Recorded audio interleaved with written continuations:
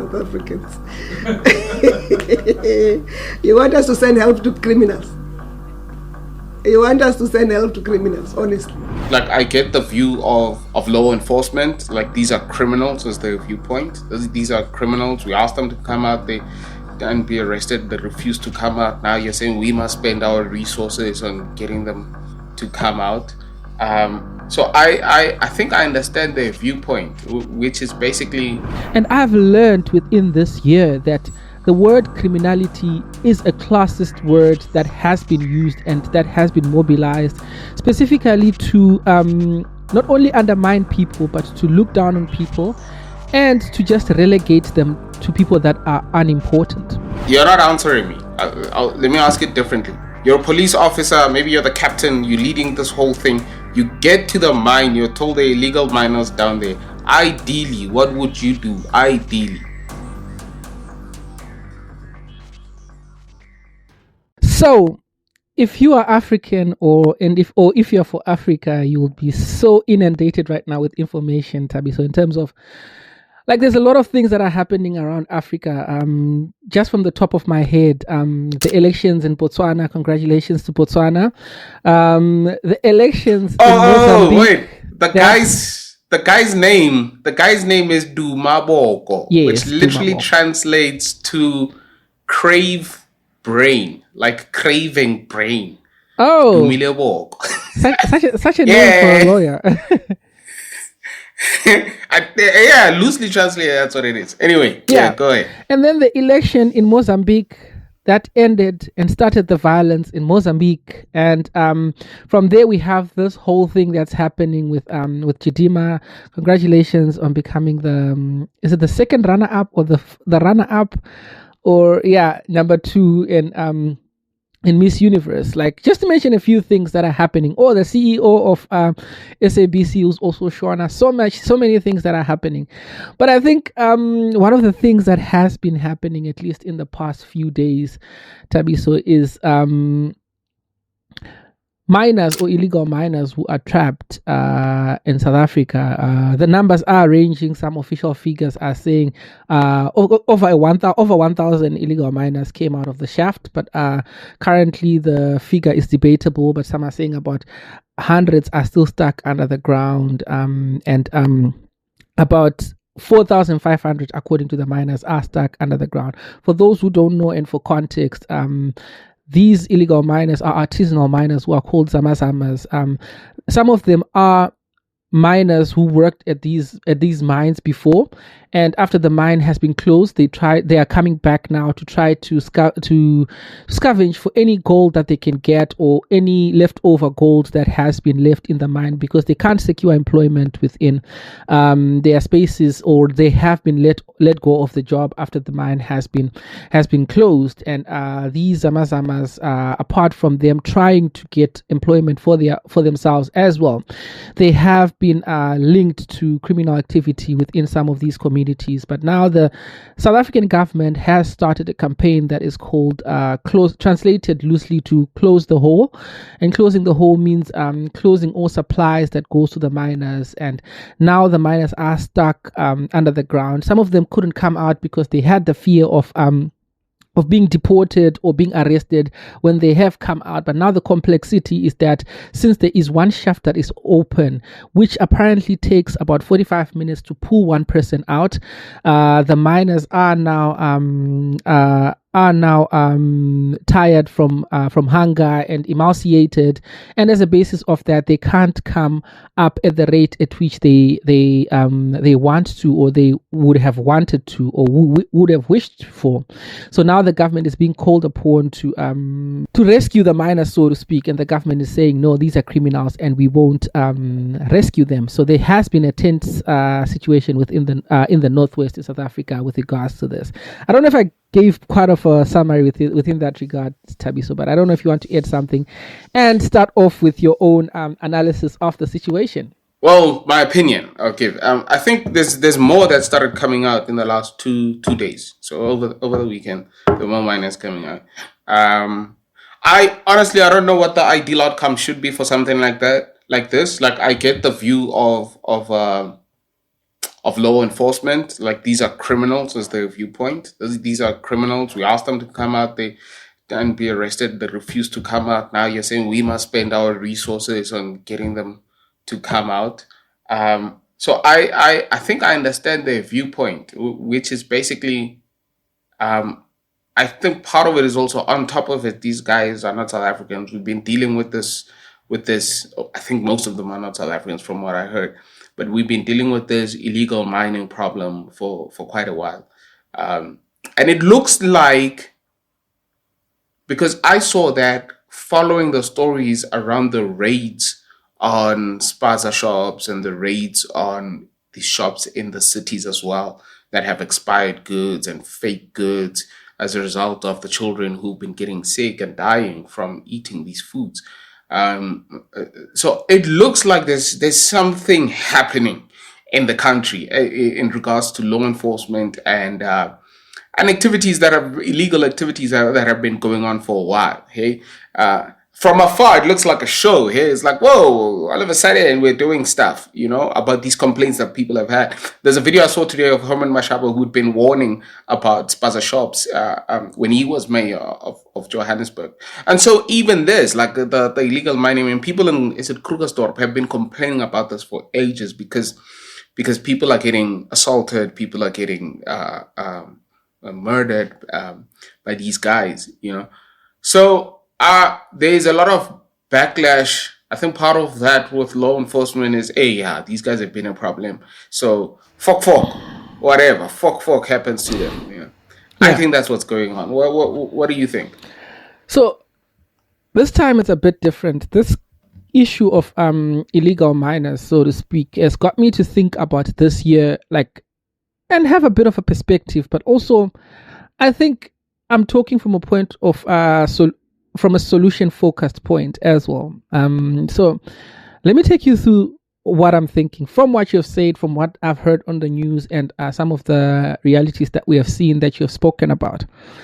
I think there's something that you are talking about frequently that has been used and loosely used. And I've learned within this year that the word criminality is a classist word that has been used and that has been mobilized specifically to not only undermine people, but to look down on people and to just relegate them to people that are unimportant, right? So anybody who is tagged as a criminal, we don't even understand the connotations of criminality or anything that is that we assign as criminality, right? So these people are tagged as criminals, right? And I understand they are illegal miners, but my question still remains. It makes me think of what happens with that Titanic ship, with that Titanic incident where rich people drowned, and that submarine on its own was an illegal thing, and I know it's not a South African context, but people went to all resources were put to rescue those people. I think people still deserve to be rescued, and the criminality aspect comes to play later, right?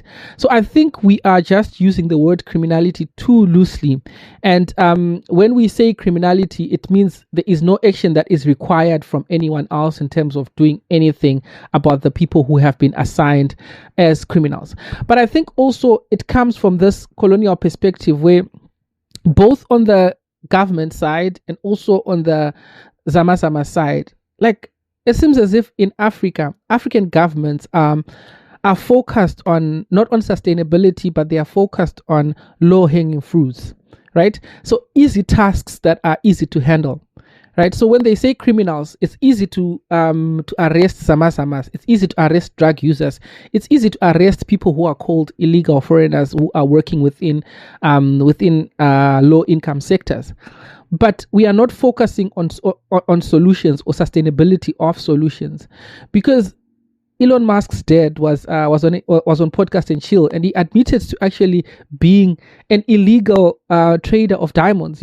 What are we doing to cap that part of the economy that actually buys the diamonds and the gold and the minerals, and fuels or literally maintains the cash flow of the Zamazamas? Because if the Zamazamas are doing illegal mining, there is a market for it, and what are we doing to keep that? One of the things that I liked about this Northwest situation is that they are actually starting to investigate and arrest ringleaders. But out of the people, about 5,000 plus who we are talking about, who escaped, and some of them are still stuck under the mine. We heard 9 people were arrested as ringleaders. What do you think should have happened? Ideally, in an ideal world, what should have happened?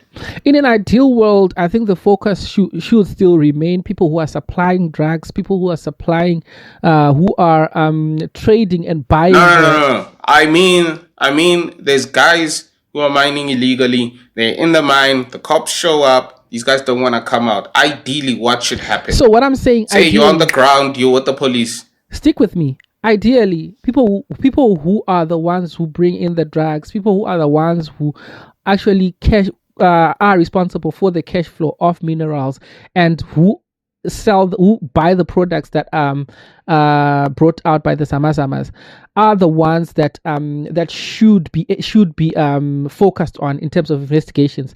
If those guys are not there, or if they are arrested, then the pipeline everywhere dries up. There are no Samasamas who go under the mines. Ideally, as well, something that should happen, and South Africans and other African governments should focus on. That's why I'm talking about low-hanging fruits, because I think it's easy to focus on the Samasamas, right, and smoking them out, so to speak. But when are we going to start focusing on smoking out poverty, smoking out unemployment, smoking out these but Ivan, undereducatedness? You're not answering me. Let me ask it differently. You're a police officer, maybe you're the captain, you're leading this whole thing. You get to the mine, you're told there are illegal miners down there. Ideally, what would you do? Ideally, instead of closing all the holes and all the shafts, I'll put my men at all the shafts and ask the people to come out, and arrest them as they come out. Still maintain the fact that their livelihoods are important, and as criminals, their rights are still maintained, and like bring them out in a humane way and trial them in a humane way. But remember, some of them refuse to come out, right? They refuse to come out. That's how we got to this point. What would you do with that? But refusing to come out was twofold, right? It was because I don't know what the police would have done in terms of that, but what I'm saying, what I know shouldn't have been done, is the smoking out ideology of saying, when a snake goes into a hole and then you pour hot water there for the snake to come out, I think that's how the people are being treated. You don't close a shaft for people to come out. So I'm saying, if I was the police chief, I would have said, they come out, or there is a room to negotiate with the community, because the community is also willing to say there are people who are going in and out. Those people are the people who negotiations are held with, to say people must come out, and when they come out, we are sealing this mine, and this is what we are doing to get people out and seal the mine. Yeah, but you see, if you're on the ground, I'm playing devil's advocate here, because I think if you're on the ground as a captain of leading this operation, right? You just said right now that you know what shouldn't have been done, but you don't know what should have been done, right? And I feel the same way. But if you're a police captain, you don't have the privilege of, I don't know what should be done. You don't have that privilege. But as a captain and as a minister, I know what I shouldn't have said. Like, I wouldn't say to human beings, smoke them out, number one. Number two, I think I wouldn't have closed for supply without a method of making sure that livelihoods are sustained. Because now they are in a jam where livelihoods cannot be sustained, but the shaft is closed and people can die. It makes me think of a similar, I guess, police operation or law enforcement operation in the United States that happened back in, must have been early 90s. I can't remember exactly. David Koresh and his cult. Wako Jacko. I don't know if you ever heard of that. It's basically this religious cults that refused to come out of their compound, and they had children in there. Oh, yes. And eventually eventually the police, they were armed too, right? And David Koresh, their leader, Messiah, had basically convinced his followers that the devil was outside, the law enforcers, right? And eventually, what it ended up was like the cops going in and those guys defending themselves by shooting back and da da da da.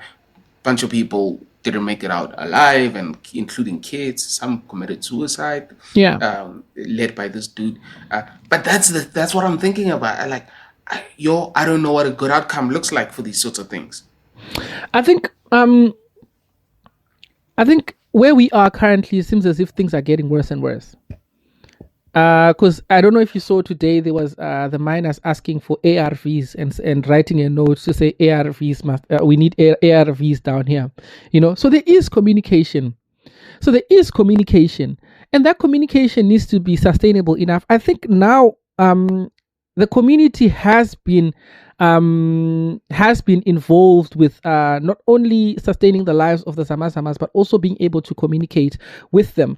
And I think one of the things that you mentioned that is being tied to this, hence my theory, so to speak, of saying criminality is being dispatched in the wrong way here. Because one of the things that starts to come out is that now we are in a very volatile moment in South Africa, and criminality is mostly being used with connotations that are associated with foreigners. And people are saying a lot of the people that are under the mines are foreigners, which is debatable, because also when I heard the community speak, it was foreigners and nationals who are also mixed in terms of the distribution of people who are under the mine. But also, like when people say it must be, when people say it's criminals, it's tied to the notion of foreigners, and foreigners are illegal miners, and foreigners with the contention of the whole spasms that are happening in South Africa and food poisoning, and gets back to Chidima.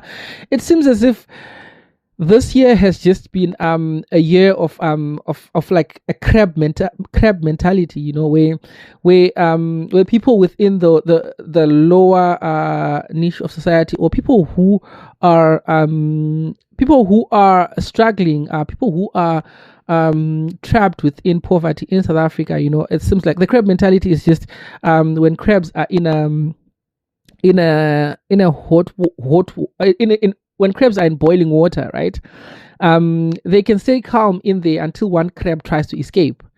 And when one crab tries to escape, they all grab that crab to come back, and no crab comes back, goes out of the pot, so to speak. Because it's this aspect of dragging each other down. But so that's what I think this year has been about in terms of relations with blacks. But what I think only that allows is for the people who are pushing the minerals, or the illegal mining of the minerals, and the people who are pushing the narrative of you fight within that port and we take the economy, are the only ones that stand to benefit when that happens. It's not us as Africans that stand to benefit. I think, it's happening with cobalt. You look at the DRC, it's happening with the diamond trade. So I agree with you about like the broader picture of like demand for these things, yeah.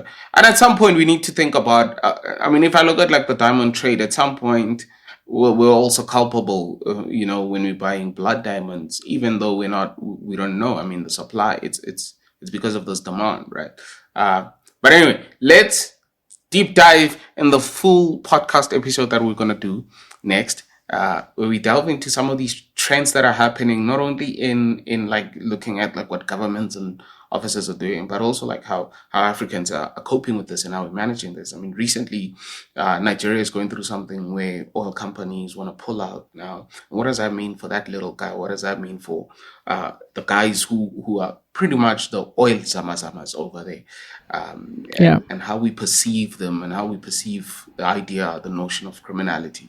Yeah, I just wanna say, like, these issues are deeper than the shaft that these miners are trapped in. No pun intended. But I think one of the things that I wanted to address is like coming back to what we're talking about and maybe ending this is that I never look at these issues void of the whole structure. That's why I always think that the structure informs how everything that happens within the society. And this is why some people respond to it, even on a structural level, respond to such situations with go home, And for me, I think when people say go home, they haven't thought of the whole problem and the whole situation critically enough. But also, they don't have solutions for Africa or for the country that they are talking about, which for me is problematic. And I think for me, the problem is to smoke out poverty, smoke out unemployment, smoke out all. But remember, Ivan, when I'm affected directly right now, sometimes I don't have the privilege or even the time, opportunity to think critically about the bigger picture. But what I'm saying like, is, I was thinking about you go ahead. But what I'm saying is the time that we have, we are using it to attack each other. I'm saying let's use our time to do something sustainable than to attack each other. Let's ask the politicians to do something that is sustainable. Let's ask ourselves within our communities to do something that's sustainable than to say go home, but we don't even know the plan that's after go home, or we don't even know what happens after people go home. It's not just saying go home and not knowing what it means to benefit you as an individual. It still goes back to you as an individual. If every foreigner goes back home, what is it? What is in it for you? How do you stand to win, number one? And how do you stand to benefit, number two? But most of all, for me, it's how is it sustainable for you as a black person and for South Africa as a nation, or for Africa as a whole continent? Do you think the Americans will ever tell Elon Musk to go home? Nobody tells rich people to go home like that. Now they can't, because he started illegally, and all of these things are coming out, But also, like the all right, the man who's hinted to be the first trillionaire, like you can't even tell him to go home. He will take home, and everything. That all right, we'll jump into it on the podcast. Africans on Africa. Cool, guys. Until next time.